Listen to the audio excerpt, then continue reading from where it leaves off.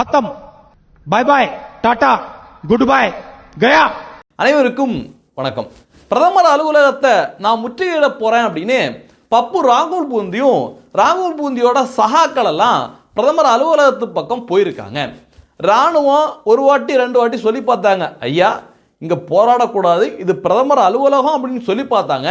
ஆனா பப்பு ராகுல் பூந்தி எனக்கு இதை வச்சு தான் விளம்பரத்தை தேடணும் அப்படின்னு பயங்கர சேட்டை காட்டினோன்னே ராணுவ வீரர்கள், துணை ராணுவ படையினர் அப்படியே ரெண்டு காலையும் கையையும் பிடிச்சு அண்டனக்கா தூக்கிட்டு போற அந்த வீடியோ தான் இன்னைக்கு இணையம் முழுவதும் செம வைரலா போயிட்டு இருக்கு, செம ட்ரெண்டிங்க. பப்பு என்னத்தை வேஷம் போட்டு மக்களுக்காக மாணவர்களுக்காக நான் போராடுறேன்னு சொன்னாலும் கடைசியாக அது காமெடியாக தான் போயிட்டு இருக்கு. அதுலேயும் பார்த்தீங்கன்னா இன்னொரு புகைப்படம் தாங்க ஃபுல்லாக இந்தியா ஃபுல்லாக செம வைரலாக போயிட்டு இருக்கு. எந்த புகைப்படம் அப்படின்னு பார்த்தீங்கன்னா, கரூரில் ஒரு பாட்டி இருக்காங்கல்ல, சோடிமணி பாட்டி, அந்த பாட்டி போட்ட ஒரு சீனு தான். ஐயோ என்னமா நடிக்கிறாங்க பார்த்தீங்களா, என்னமா நடிக்கிறாங்க. நீட்டுக்கும் எங்களுக்கும் சம்பந்தமே இல்லை அப்படிங்கிற மாதிரி பயங்கரமான நாடகத்தை போட்டுட்டு இருக்காங்க. இந்த நீட் தேர்வு இருக்குல்ல, இன்னைக்கு எல்லாம் எதிர்க்கிறாங்கல்ல, இந்த நீட் தேர்வை அறிமுகப்படுத்துறது காங்கிரஸ்.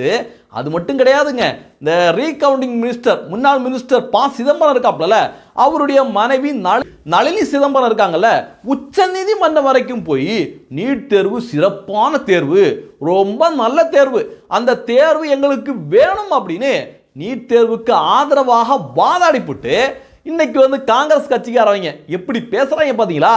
காங்கிரஸ் கட்சியை பொறுத்த அளவுக்கு கூட்டியும் கொடுப்பாங்க, காட்டியும் கொடுப்பாங்க. அந்த நிலைமையில தான் காங்கிரஸ் கட்சி இருக்கு. பாட்டி சோடிமணி அக்கா, தயவு செஞ்சு இந்த மாதிரி நாடகத்தெல்லாம் போடாதீங்க, காரி துப்புற மாதிரி இருக்கு. நானும் நினைச்சேங்க, இப்படி காங்கிரஸ்காரன் ரொம்ப யோக்கிய சிகாமணி மாதிரி பயங்கரமா போராடுறானே, கொஸ்டின் பேப்பர் லீக் ஆயிருச்சு அப்படின்னு நீலி கண்ணீர் வெடிக்கிறானே, காங்கிரஸ் ஆட்சியில ஒரு வாட்டி கூட கொஸ்டின் பேப்பர் லீக் ஆயிருக்காதோ அப்படின்னு நானும் நினைச்சு டேட்டாவை தேடி பார்க்கல. மிகப்பெரிய பேரதிர்ச்சியா இருந்தது. 1997 காங்கிரஸ் ஆட்சி IIT question paper, IIT JE question paper leak ஆயிருக்கு. 2006 மற்றும் 2011 எய்ம்ஸ் கொஸ்டின் பேப்பர் லீக் ஆயிருக்கு. 2005 சிபிஎஸ்இ கொஸ்டின் பேப்பர் லீக் ஆயிருக்கு. 2012 ரயில்வே தேர்வுக்கான கொஸ்டின் பேப்பர் லீக் ஆயிருக்கு. நான் இப்போ காங்கிரஸ்காரங்கள்ட்ட கேட்குறேன், ஏண்டா உங்க ஆட்சி காலத்தில் இவ்வளோ கொஸ்டின் பேப்பர்கள் அடுக்கடுக்கா லீக் ஆயிருக்கு, அன்னைக்கு பிரதமராக இருந்தவங்க எல்லாம் எல்லாருமே ராஜினாமா பண்ணிட்டு ஓடி போயிட்டாங்களா? என்னையா பேசுறீங்க? ஒரு கொஸ்டின் பேப்பர் லீக் ஆனதுக்கு இல்லை சின்ன சின்ன விஷயங்களுக்காக பிரதமர் பதவி விலகணும் அப்படின்னா நம்ம நாட்டில் பிரதமரே இருக்க முடியாது. இவங்களுடைய எண்ணம் அது கிடையாது. நீட்டோ இல்லை இந்த நீட் தேர்வு பற்றியோ இவங்களுடைய எண்ணங்கள் கிடையாது. இது இவங்களோட முகமூடி தான். முழுக்க தேசத்துக்கு எதிரான வேலைகளை பண்ணணும் அப்படிங்கிறது தான் இந்த கும்பலோட நோக்கமாக இருக்கு. இவங்க போராட்டத்தை ஆரம்பிக்கல எப்படி ஆரம்பிச்சாங்க, இது மாதிரி நீட் தேர்வில் முறைகேடு நடந்திருக்கு, அந்த குற்றவாளிகளை கண்டுபிடிக்கணும் அப்படின்னு ஆரம்பிச்சாங்க. ஆனால் இன்னைக்கு எங்க நிற்கிறாங்க, அவங்களுடைய மெயின் இடத்துல நிற்கிறாங்க. பிரதமர் நரேந்திர மோடி அவர்கள் பதவி விலகணும். ஏன்னா பிரதமர் நரேந்திர மோடி அவர்கள் பிரதமராக இருக்கிற வரைக்கும் இந்த அந்நிய கைக்கூலிகளுக்கு இங்க வாலாட்ட முடியாது. அதுதான் இவங்களோட பிரச்சனையா இருக்கு. அப்புறம் அந்த பப்பு ராகுல் பூந்தி கிட்ட நான் ஒரே ஒரு விஷயத்தை மட்டும் ஞாபகப்படுத்துறேன். பிரதமர் நரேந்திர மோடி அவர்கள் அன்னைக்கு அவர் பிரதமர் கிடையாது, குஜராத்தோட சிஎம்மா இருந்தாரு. அப்படி அவர் சிஎம்மா இருக்கையில இந்த ஒட்டுமொத்த அதிகார வர்க்கம், ஒட்டுமொத்த சென்ட்ரல் ஏஜென்சி இருக்குல்ல, எல்லாத்தையும் ஏவி விட்டு இந்த பப்பு ராகுல் பூந்தி, சோனியா பூந்தியோட டீம் எல்லாருமே பிரதமர் நரேந்திர மோடி அவர்களை தீர்த்து கட்டுறதுக்காக பல வேலைகளை பார்த்தாங்க. அமெரிக்காவோட சேர்ந்து கலவரத்தை காரணம் காட்டி பிரதமர் நரேந்திர மோடி அவர்களுக்கு அன்னைக்கு விசா கொடுக்காம எண்ணிலடங்கா வேலையை பார்த்தாங்க. அதையெல்லாம் தனி மனிதனாக ஒட்டுமொத்தமாக உங்களை எல்லாம் எதிர்கொண்டு இன்னைக்கு தேசத்தோட பிரதமராக இருக்காரு. அதுவும் சாதாரண பிரதமர் கிடையாது. மன்மோகன் சிங் மாதிரி அமெரிக்கா கூப்பிட்டோன்னா, ஐயா வந்துட்டேங்க ஐயா, நீங்கள் என்ன வேணாலும் சொல்லுங்க ஐயா, நான் செய்கிறேன் அப்படிங்கிற தலையாட்டி பிரதமர் கிடையாது. இந்தியா மீது எவன் கை வச்சாலும் அந்த நாட்டு தீவிரவாதியோட தலையை எடுத்துட்டு வர வேண்டாம் அப்படிங்கிற மாதிரி துணிச்சலான ஒரு பிரைம் மினிஸ்டர் நரேந்திர மோடி அவர்கள். உலக நாடுகள் மத்தியில் மிகப்பெரிய செல்வாக்கு இருக்கு. அப்படிப்பட்ட பிரதமர் நரேந்திர மோடி அவர்கள் உங்களை எல்லாம் அப்படியே லெஃப்ட் ஹேண்டில் ஓரங்கட்டி பப்பு ராகுல் பூந்தி அப்படியே ஊதி தள்ளிடுவாரு. இன்னைக்கு போராட்டம் போராட்டம் அப்படின்னு சீன் போட்டுட்டு இருக்க இந்த பப்பு ராகுல் பூந்தி கிட்ட நான் என்ன சொல்றேன் அப்படின்னா, வழக்கம் போல பாராளுமன்றம் கூடும்போது நீங்க போராட்டம் போராட்டம் அப்படின்னு தீவிரமா நாடகத்தை போடுவீங்க. அதுக்கப்புறம் எங்க இருக்கீங்க அப்படின்னு யாருக்குமே தெரியாது. அதனால இப்பயும் நீங்க இந்த போராட்டத்தை நீண்ட நாளாக நடத்த போறதே கிடையாது. ஏன்னா இந்த போராட்டத்தின் மூலமாக மாணவர்களுக்கு நல்லது நடக்கணும் அப்படிங்கிறதெல்லாம் உங்க எண்ணமே கிடையாது.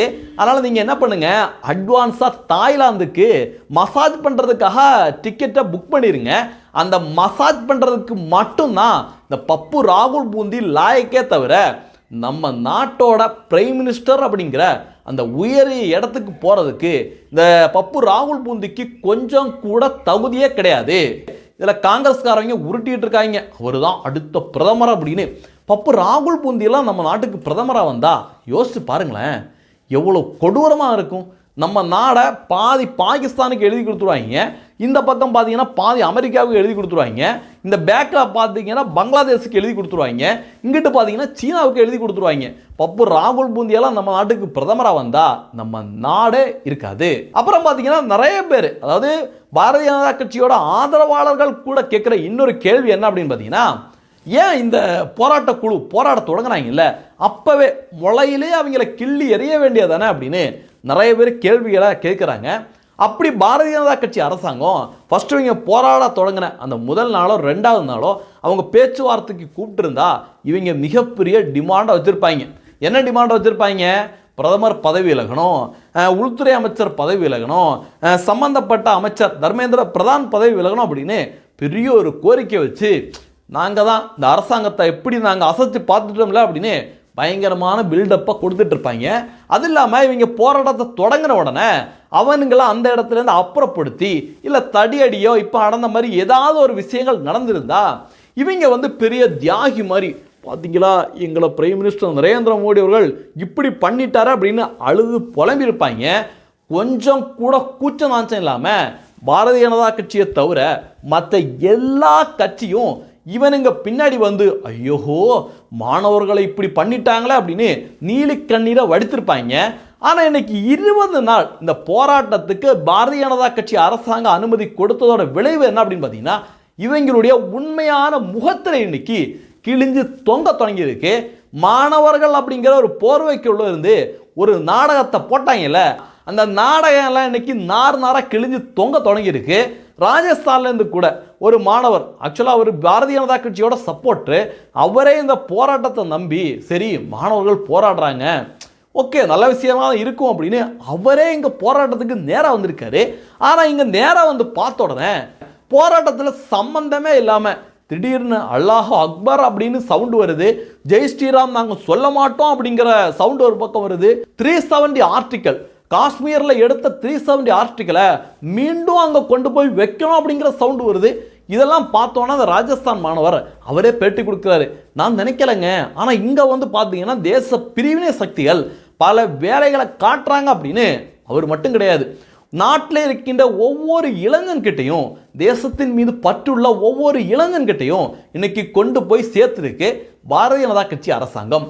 இனி இந்த கூட்டத்தை பொழந்து கட்ட போகிறாங்க. நேற்றே பார்த்தீங்கன்னா கைரேகையெல்லாம் எடுக்க தொடங்கியிருக்காங்க. இவருங்க வந்து வாகனங்க அரசாங்கத்தோட வாகனத்தை அப்புறம் தனியார் வாகனத்தை கூட கல்லால் அடித்து கொடூரமான முறையில் தாக்கியிருக்காங்க.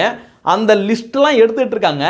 தனித்தனியாக எல்லா பயலுங்களையும் லாடம் கட்ட போகிறத எல்லாருமே நம்மெல்லாம் பார்க்க தான் போகிறோம். அது மட்டும் கிடையாதுங்க, இந்த சிஜேபி அப்படிங்கிறதெல்லாம் மிகப்பெரிய அந்த ஒரு பிம்பம் தான். அதாவது இந்த கரப்பாம்பூச்சி அப்படிங்கிறது மிகப்பெரிய ஒரு முகமூடி தான்.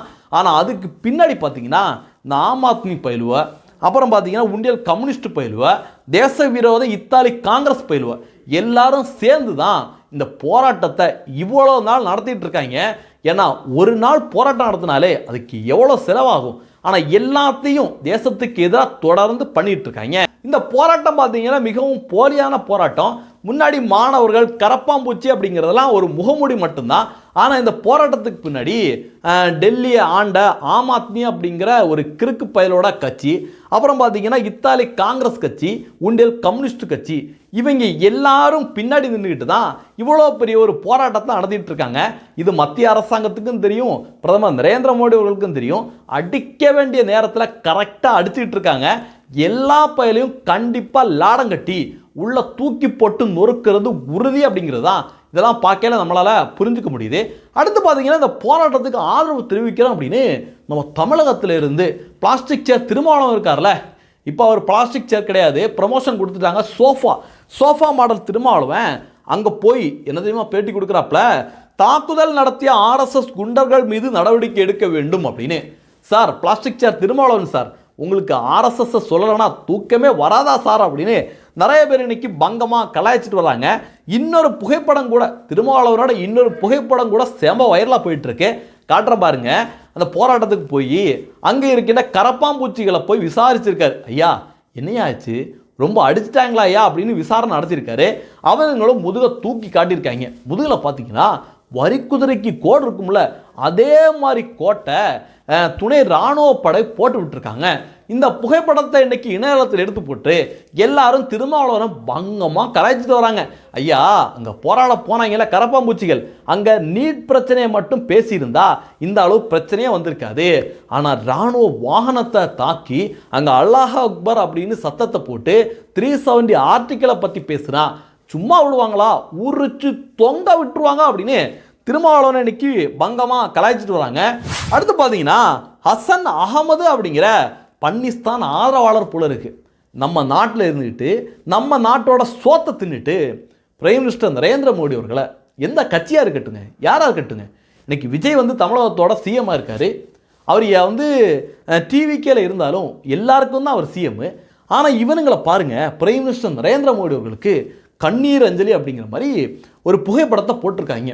எவ்வளோ கேவலமானவங்களாக இருக்காங்க பாருங்களேன். ஒட்டுமொத்த மதவரி கும்பலும் இன்னைக்கு டெல்லி போராட்டத்துக்கு இன்னைக்கு சப்போர்ட் பண்ணிட்டு இருக்காங்க. அதற்கு மிகப்பெரிய சான்று என்ன அப்படின்னு பார்த்தீங்கன்னா இந்த வீடியோ தான். இந்த வீடியோ பாருங்களேன். ஒரு கார் நிற்குதுங்க, டெல்லியில் நடந்த விஷயம். ஒரு கார் நிற்குது. அந்த காரை ஒரு பன்னிஸ்தான் ஆதரவாளர் அவன் வந்து கொளுத்துறதுக்கு முயற்சி பண்ணுறான். பக்கத்தில் காவல்துறை நிற்கிறாங்க. அவங்க வந்து வேண்டாம் அப்படின்னு சொல்கிறாங்க. காவல்துறையிட்ட டூ அப்படின்னு சொல்லி என்னமோ பயங்கரமாக காவல்துறையினரை திட்டுறான். மீண்டும் வந்து அந்த காரை கொளுத்துறதுக்கு போகிறான். பார்த்தீங்களா, அவ்வளோ கொடூரமான விஷயங்கள் டெல்லி போராட்டங்கள் நடந்துகிட்டு இருக்கு. ஆனால் இங்கே இருந்துக்கிட்டு மாணவர்கள்ட்ட பேச்சுவார்த்தை நடத்தியிருக்கலாம், எவ்வளோ அபூர்வமான மாணவர்கள் அப்படின்னு இங்கே இருக்கிறவங்க நீலி கண்ணீரை வடிச்சிட்டு இருக்காங்க. நேற்று இன்னொரு வீடியோ கூட வைரலாக போச்சு. அந்த போராட்டத்தில் பங்கெடுத்த ஒரு பெண்ணு அப்படியே சிகரெட்டை இழுத்துக்கிட்டு அப்படியே போராட்டம் நடத்துறாங்களாம். என்ன லட்சணத்தில் அவங்களோட போராட்டம் இருக்கு பார்த்தீங்களா? ये क्या मतलब है? आप मेरा हटाइए। काम है, स्मोक क्यों कर रहे हैं आप यहाँ पे? स्मोक फेंकिए, क्या काम है? स्मोक फेंकिए आप, इसमें सिगरेट फेंक दीजिए, आप इसको फेंक आप दीजिए। शर्ट पहनिए पहले। मैं पहन रहा हूँ, आप प्लीज नहीं, को फेंक अपनी दीजिए। शर्ट पहन। लोन पहन लेता हूँ। அடுத்து பார்த்தீங்கன்னா இந்த போராட்டத்தை பற்றி பல பேர் கருத்துக்களை தெரிவிச்சிருக்காங்க. குறிப்பாக ஸ்ரீதர் வேம்பு இருக்கார்ல, அவர் ஒரு கருத்துக்களை பதிவு பண்ணியிருக்காரு. படிக்கிறேன் கேளுங்க. ஒரு விஷயம் மட்டும் தெளிவாக இருக்கின்றது.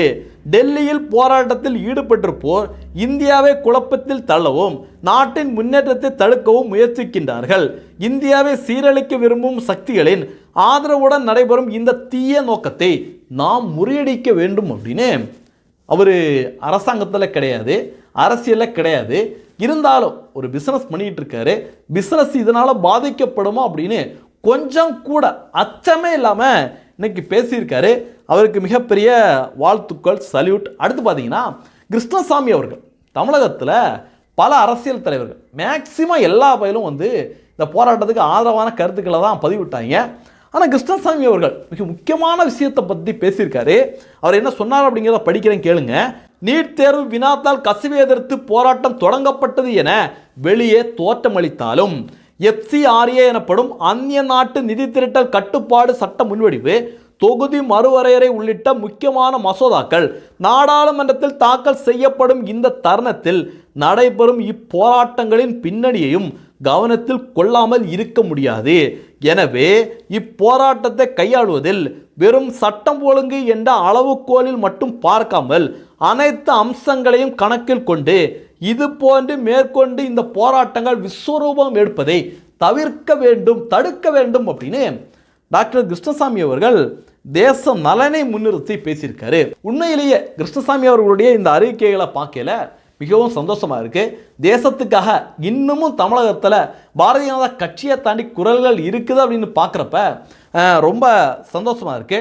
அடுத்து பார்த்தீங்கன்னா இந்த கரப்பாம்பூச்சி ஆதரவாளர்கள் 2 நாளாக என்ன உருட்டிட்டு இருந்தாங்க, மத்திய அரசாங்கம் பயந்துருச்சு, பிரைம் மினிஸ்டர் நரேந்திர மோடி அவர்கள் வேற கேட்டு வழியாக போறாரு, பயந்துட்டாங்க அப்படின்னு என்னென்னமோ உருட்டிட்டு இருந்தாங்க. ஆனால் இன்னைக்கு அது எல்லாத்தையும் சிதைக்கிற மாதிரி உள்துறை அமைச்சர் அமித்ஷா இருக்கார்ல, அவர் மட்டும் கிடையாது, ஒட்டுமொத்த அமைச்சர்களும் ராஜ நடையோட பாராளுமன்ற வளாகத்தில் அவங்க போகிற காட்சிகள் இன்னைக்கு செம வைரலாக போயிட்டு இருக்கு. அந்த காட்சிகளை ஸ்க்ரீனில் உங்களுக்கு காட்டுறேன் பாருங்க. என்ன நட பார்த்தீங்களா, எவ்வளோ கெத்தாக நடந்து போயிட்டு இருக்காங்க. ஆனால் இவங்க பார்த்தீங்கன்னா ஐயோ பயந்துருச்சு, மத்திய அரசாங்கம் பயந்துருச்சு, மோடி அவர்கள் பயந்துட்டாங்க அப்படின்னு என்னென்ன உருட்டு விட்டுறாங்க. டேய், பிரைம் மினிஸ்டர் நரேந்திர மோடி அவர்கள் ஒரு ஆர்எஸ்எஸோட சுயம் சேவக். அவர் இந்த மாதிரி சில்லற பயிலோலெல்லாம் பார்த்து கண்டிப்பாக பயப்படவே மாட்டார்.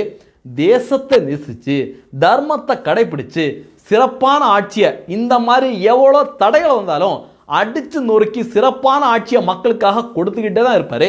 அடுத்த முறையும் அவர் தான் பிரைம் மினிஸ்டர். அதை யாராலையும் அசத்து கூட பார்க்கவே முடியாது. இந்த தகவல்களை பற்றி நீங்கள் என்ன நினைக்கிறீங்க அப்படிங்கிறதையும் பதிவு பண்ணுங்கள். நன்றி. ஜெய்ஹிந்த். வந்தே மாதரம்.